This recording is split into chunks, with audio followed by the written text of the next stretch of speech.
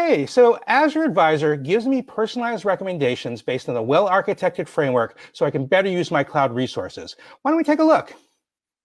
So let's go to Advisor, right over here, and I'm going to click on All Recommendations.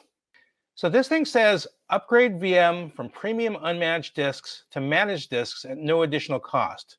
I'm not quite sure I know what that means. I wish I could go to some sort of Azure Advisor clinic to find out. Maybe I can. Hey, I happen to have Travis Maier here. Hey, Travis, I'm wondering if you can help me out with this question of upgrade VM from premium unmanaged disks to managed disks at no additional cost. Like, what's a managed disk or non-managed disk? I thought all disks were managed. Hey, no problem, David. Yeah, why don't we start off by thinking a little bit about traditional disk management, right? I think anybody that has been in the IT world is very familiar with managing a disk on premise or maybe managing a disk that they have attached to their PC. So in that case, you are setting the size, you have certain throughput limits, certain size limits as well. And there's a lot of manual effort as soon as you start to scale and have more resources interacting with that storage. So within this case, or this use case, we have unmanaged disks. And if we take a look at one of those, what we can see is that what we're really trying to do is automate a lot of these processes and also abstract the entire management layer of this storage.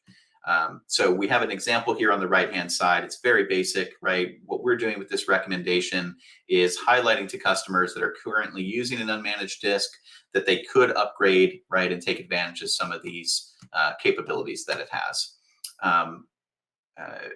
What it really helps do more than anything is with scaling and automation. So it's compatible with availability sets and availability zones. So as you scale your deployments into other regions and into other zones, it gives you the ability to make sure that you don't have to individually manage those tolerances and those capabilities as you expand and contract.